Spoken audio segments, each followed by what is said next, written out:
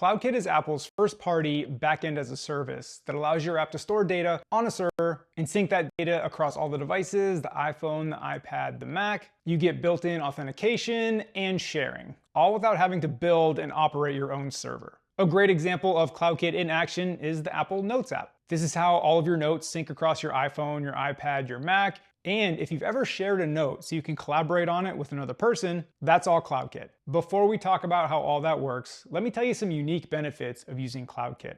The first one is that it's first party. It is straight from Apple. It's battle tested. It's what they use themselves in apps like Notes, Photos, Reminders. You don't need to bring in a third-party SDK into your code base. It's built right in. And Bitrig fully supports CloudKit. So if you're building your app in Bitrig, just ask the AI to set it all up for you. There's also built-in authentication, which means your user doesn't have to create an account with their email and password. We all hate that. And that's because the user is already signed into their iCloud account on their iPhone. So that's what CloudKit uses to authenticate them. And you've seen this. You don't need to log into an account to use Notes, Calendar, Photos. You're already logged in. And with CloudKit, you get that exact same behavior in your app, which is a much better user experience. The private and shared databases are encrypted, so you get that Apple-level privacy. Oh, and by the way, it's free. Mostly. Let me explain the different types of databases, and we'll come back to that mostly comment. The three types of CloudKit databases are private, shared, and public. And which one you use will depend on your app. You want to use a private database when the data for your app only belongs to that user. Again, the example is the Notes app. All the notes in your Notes app, that's private to you, so that goes in the private database. Or if you're building a to-do app, all the to-dos in your to-do app, that is going into the private database. And the CloudKit private database allows that data to sync across all the users' devices that they're signed into that iCloud account on. Again, their iPhone, their iPad, their Mac. You would use a shared database when you want to allow your user to share some of their private data. Think of the Photos app on your iPhone. All your photos are private to you, but you can create a shared album where you can take some of your private data, again, some of your private photos, and put them into a shared album where other users can view what you decided to share. So that's when you'd use a shared CloudKit database. And finally, there's the public database. This is what you would use if you have data that you want all the users to see. Again, it can be like news articles. Or for a real example, I use CloudKit in my personal app all about Formula One.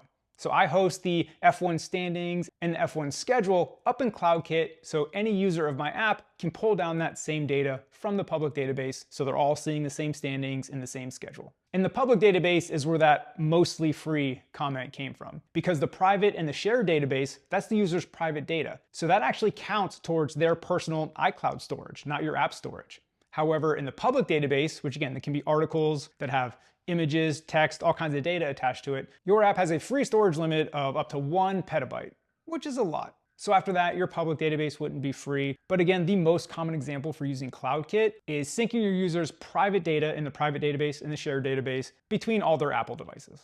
Now, there is a downside to using CloudKit, and that is that it is limited to only Apple platforms, right? It is Apple's first-party framework, so if you're building an Android version of your app, CloudKit's not going to be the best choice for you. Let's talk about some terms that will help you when building with CloudKit. Now, this video is just a general overview. It's not a tutorial, so I'm going to keep this pretty high level. But first, you have records, which are similar to objects in your app, and they can have properties. Let's go back to that to-do list app example. So a to-do list may have something called a task, and a task may have a title, and then whether it's completed or not. That is a very simple version of a record.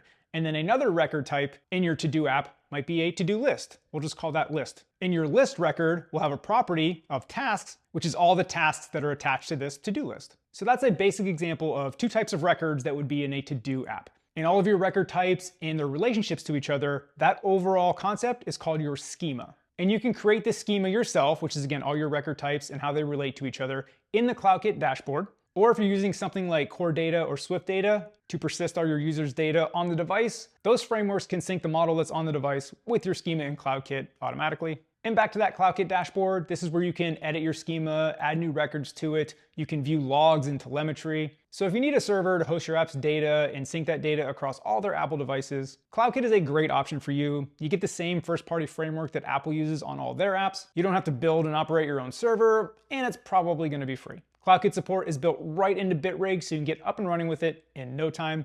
And if you're not familiar with Bitrig, it's a Mac app that helps you build high-quality, premium, native Swift apps with AI. It's built by the co-creators of SwiftUI that were formerly at Apple, so it integrates amazingly well with the first-party Apple frameworks, like CloudKit. The team is constantly shipping updates on a weekly basis, so the product is always getting better and better and better. check it out at bitrig.com.